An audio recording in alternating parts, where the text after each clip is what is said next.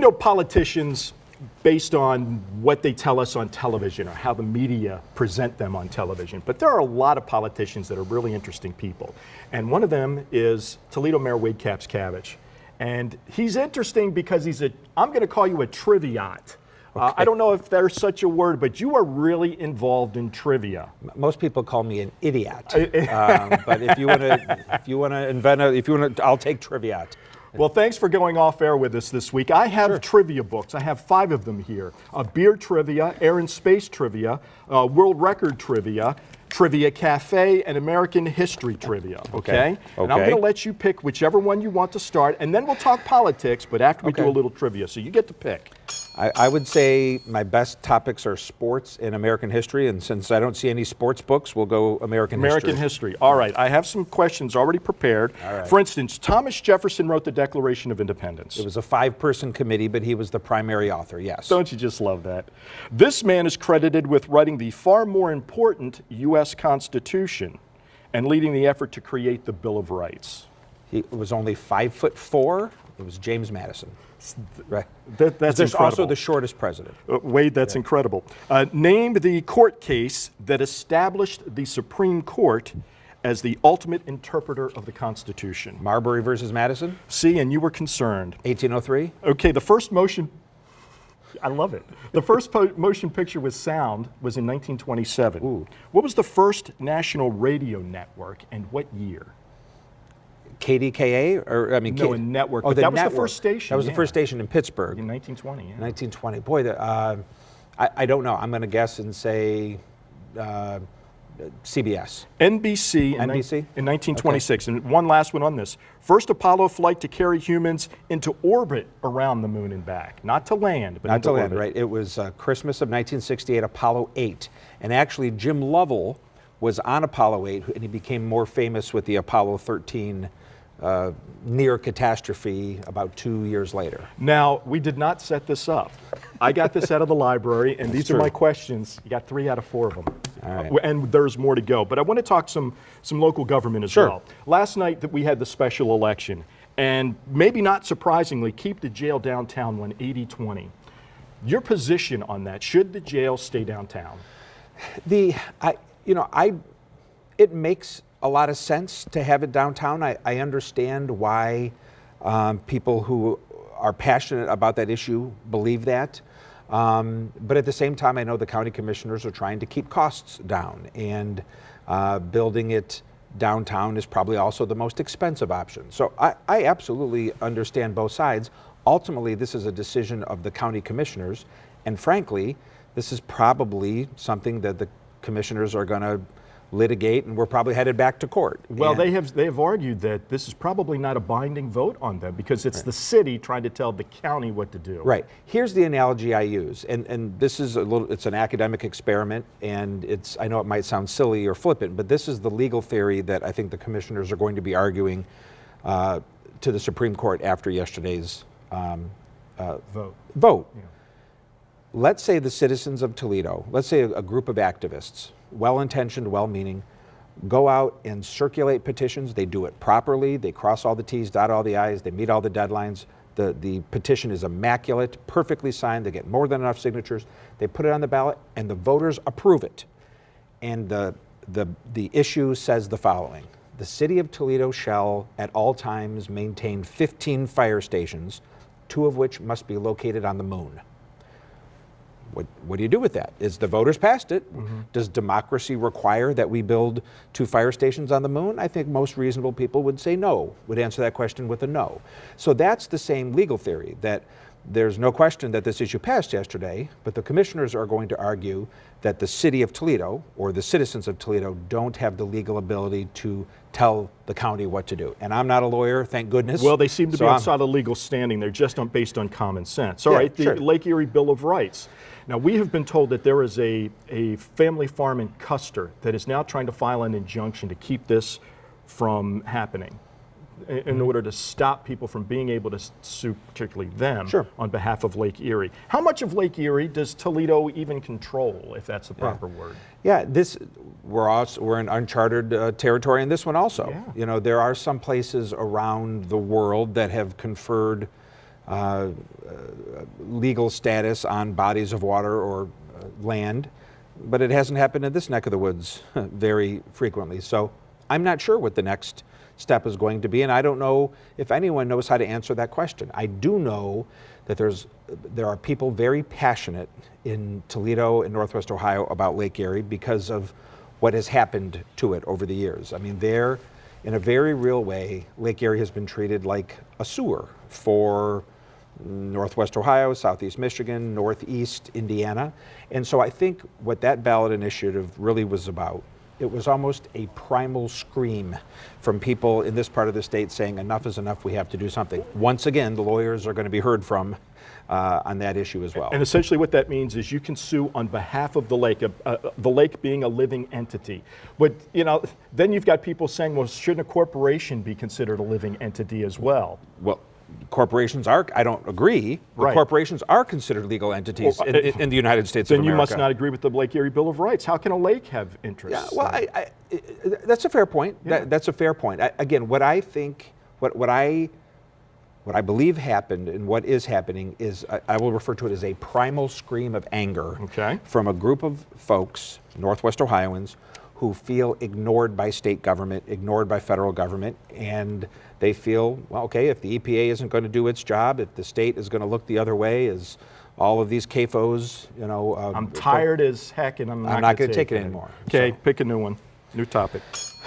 Well, let's go beer trivia. All right, this is interesting. I like beer trivia. To do worse. Let's see how you do on this one. What Toledo beer was advertised as having age, strength, and purity? No, that's okay. Buckeye beer. I didn't know this. Good guess. Yeah. Korber beer. There was a Korber Brewing Company from 1933 to 1949. That is a fact of Toledo I did not know. You might know this one. Dave Thomas and Rick Moranis. Remember them, the McKenzie brothers from the 1980s?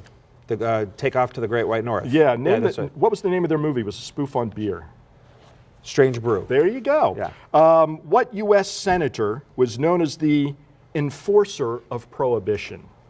Enforcer of prohibition? Or to say the act is named after him. Volstead. Andrew Volstead from Minnesota. Yes. Sidewalks versus streets, Mr. Mayor. Where should we put the additional $1.25 million that Sandy Spang wants to put into sidewalks? Yeah, I think you get more bang for your buck on sidewalks. A million, that amount of money put toward a resurfacing of a street will literally only get you a few yards, a fraction of 1 mile. Whereas that same amount of money on a sidewalk can go a pretty big distance. Yes. So, we'll work with council and we'll do whatever council in its wisdom wants to do. But I understand Sandy's point there, that you could get more bang for the buck and the citizens will see more results if it went into sidewalks. At the same time, I understand our streets need to be repaired. It's just for that dollar amount, you almost wouldn't notice it. Well, I've seen a lot of these sidewalks. I've done stories on it, and we have these huge trees on the easement, which the roots bring up the concrete. Are we going to cut down the tree to level that street sidewalk? Right. Or are we going to fill a pothole that's right next to that tree? Yeah. Cities like Toledo, and Toledo's no different than any other city in this part of the country, whether you call it the Snow Belt or the Rust Belt, whatever you call this part of the world. We're a 182-year-old city with aging infrastructure. You have a lot, unfortunately, you got a lot of problems to choose from. Potholes, sidewalks, leaf collection. We are in a mathematically based on data, you could point to a number of areas where Toledo is better off than it's been any time in the last 10 years, whether it's crime statistics, even on roads. We resurfaced more miles of road last year than any time in the last 20 years. After 10 years of seeing our police force steadily shrink, we grew the force by 25 officers last year. There's a lot of tangible, our unemployment rate 10 years ago was 14%. Today it's less than 5%. So in a lot of ways, we've made improvement. But it is also the case that in a city like Toledo, we're just nowhere where we need to be. So even in a time when we resurfaced more miles of road than any time in 20 years, the engineers downtown would tell you that we needed to triple that amount just to keep even. So what's true? Did we set a world record amount of, did we do a world record amount of road resurfacing last year? Yeah. Or did we need to triple that amount just to keep even? Yeah, it's both. All right, we'll talk about the state of the city in just a minute because that's coming up on Thursday night, but I want you to pick another book. More trivia with the mayor. Let's go here. Okay, not a bad choice. All right. All right, Ohio's State House was built between 1839 and 1861. Okay. But what is the oldest working state house in the nation? They're still legislating out of that building. Is there a hint? It's on the East Coast. I figured it might be on the East Coast. I would have Virginia. Very close. It's the state of Maryland, my home state. Annapolis State House, Annapolis? 1792. Wow, and it's still. And I've been in there, and it's reminiscent of 1792. It is absolutely amazing. Did you wear a powdered wig when you walked in there? We had to, and it was oyez, oyez. Okay, good. Of course. How many World Series have the New York Yankees won, and when was their last championship? They won 27, and their last one was 2009. It's already been 10 years. They beat the Phillies in 2009, and that's their most recent one. See, and you were so worried that I was going to throw you these curveballs. I am worried. I haven't gotten them all right. What jockey has the most wins in Triple Crown races? Not the most Triple Crowns, but in Triple Crown races. I'm gonna give me two guesses because this. Sure. I certainly will not say horse racing is my strength. Willie Shoemaker is one guess, or Eddie Arcaro. Well, Eddie Arcaro 17, Bill Shoemaker 11, 1 and 2. You got them 1 and both 2. right. All right. All right. State of the city address. Make some news for us. What are you going to say Thursday night? Well, part of what I'm going to say is I just said a few moments ago. I'm going to lay out the case for how we've improved, how in some ways we're better off than we've been in 10, 20 years. But I'm also going to make the case for how much further we have to go and really lay out the choice that we have as Toledoans. Are we going to be satisfied with the noticeable and meaningful steps that we have taken in the right direction? Or are we going to do the things necessary to finish the job? And I'm going to encourage us naturally to opt for the latter. There's a lot of different initiatives we're going to talk about, a lot of, you know me, I'm a policy guy, so I have Well, give me a different initiative. Something that's going to make a headline. I don't know if it'll make a headline, but one of the things we're going to announce tomorrow is a partnership with the Metro Parks, whereby we're going to plant 250,000 trees in this community over the next 5 years. 50,000 a year. Citywide or in a park area? In a park area, but also in rights of way and along medians. That's not the most newsworthy thing I'm announcing tomorrow, but that is an example of what we're talking about. I want something that will print some ink, though. Spill some ink for me. We within a year will be the first city, I shouldn't say city because this is really the ratepayers of our region, but essentially the greater Toledo area, because we cooperate with our suburban neighbors, which is a hot topic on water and some other things, right. But because of the cooperation that we have had with our suburban neighbors on energy since 2002, when the Northwest Ohio Aggregation Coalition was created, because we cooperate so well with them, within a year, our city will be the first one in Ohio to be able to give its customers the choice, if they want, to power their homes with 100% renewable energy. You will be able to make the choice and order off the grid if you want. You can make the choice to say, my home is going to be powered with wind or solar. You're going to pay a little more, but even to have the ability to make that choice is something unique in Ohio. And now your neighbor, not that he hates the earth, but he's not, fine, you'll pay less. You're going to heat your home with natural gas, but we have the ability from door to door to be able to make that choice. Any of this going to be subsidized by city taxpayers? No. Nope. This is part of the network and negotiating power we have with First Energy that we've had since 2002. But now the market is finally allowing us, and we have the capacity to do this. And that'll be interesting. I'll be there covering that tomorrow night. Okay. We'll bring it to our viewers. All right, last trivia questions. You pick the book. So far, he's only missed two. Trivia? What's Trivia Cafe? I'm a little worried about that. I can't remember which ones It's more are of in a here. potpourri. All right, okay, this is interesting. It might be a little difficult. In 1942, this acting pair earned more money than any others. Abbott and Costello. Wow. Is it Abbott and Costello? It's Abbott and Costello, ladies and gentlemen. Where's the applause? Who wrote the theme song for The Tonight Show with Johnny Carson? If it's not Doc Severinsen, I don't know. It's not, Paul Anka. That one I thought you would nail. Yeah. Here's an interesting one. Yes. Okay. Paul Anka, you said? Paul Anka. Yeah, that's right. For Diana. Yeah, and the Kodak commercial from years ago. Oh, about, yeah, right. Memories or pictures or something, whatever it is. Yeah, I can't remember the name, but I know what you're talking about. The Beatles created Apple Records in 1968. Yes. Who was the singer-songwriter, the first non-Beatle to record on Apple? James Taylor. There, you got that one. You were mentioning that you wrote, you're a published baseball author? Yes, I am. I am a published author in the New England Journal of Medicine, in the Harvard Law Review? No. In the Bible of Baseball Dorkdom, the Society for American Baseball Research. SABR. Sabermetrics. Yeah. So this is in spring of 2016. This is before I was mayor, but maybe I had a little more time on my hands. I actually sort of uncovered it's hard to explain, but a baseball oddity, a statistical oddity, okay.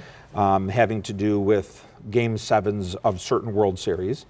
And after, frankly, this, sort of to the extent I discovered it, was 1997, this is 20 years ago. And essentially, after 20 years of hearing me complain about how no one will appreciate this discovery of mine, my wife finally said, if it bothers you so much, write it. Well, what was the discovery? It's a little hard to explain, but okay. essentially, what it is that there are some occasions, they are very rare, but the entire baseball season comes down to one pitch, which I refer to as a golden pitch. So it is a pitch thrown by a pitcher that, as it hurtles through time and space, depending on the outcome of that one pitch, has the ability to win the World Series for either team. Mm-hmm. This can only happen in a Game 7. It can only happen if the 3-2 bases loaded, that sort of thing. It could. It could be a little more involved than that. Okay. But when you think when you think of some of the greatest home runs in baseball history, Carlton Fisk in 1975, that was not a golden pitch. That was Game 6. Bobby Thompson. Bobby Thompson not in the World Series. wasn't even the World Series. Right. But had that been Game 7 of a World Series, that would have been a golden pitch. Bill Mazeroski. Bill Mazeroski is close to a golden pitch, but the game was tied. The game was tied 9-9 in the bottom of the ninth. Only the Pirates could have won the World Series on that pitch. How could the Yankees have won? The game was tied. So this has to be a pitch that could win it for either team. So this has happened 8 times in baseball history. Interesting. And I went and I had to research a lot of original sourcing data. There's some discrepancy about whether 1 or 2 of these pitches were thrown in 1924. So that's why we don't know if there have been 51 or 52 such pitches. And then I had some fun. I said, okay, if we think 50 or 52 of these pitches have been thrown in baseball history, how many total pitches have been thrown in baseball history? Goodness. We think it's somewhere around 48, 49 million. And so it was just an essay talking about how rare, and the reason I wrote it is because it just happened. When my beloved Cleveland Indians lost again to the Cubs a couple years ago, the last 2 pitches of that game were golden pitches. The Cubs ended up winning, but had the man at bat, a light-hitting person who never named Michael Martinez, hit a home run, the Indians would have won the World Series. Very rare. It's only happened 8 times, and twice it's burned the Indians. Well, he is a published author then. He is a triviot, and he was this week's guest on Off Air. Mr. Mayor, thank you so much. I'll be at your State of the City. Sure. Thanks for joining us. Thank you.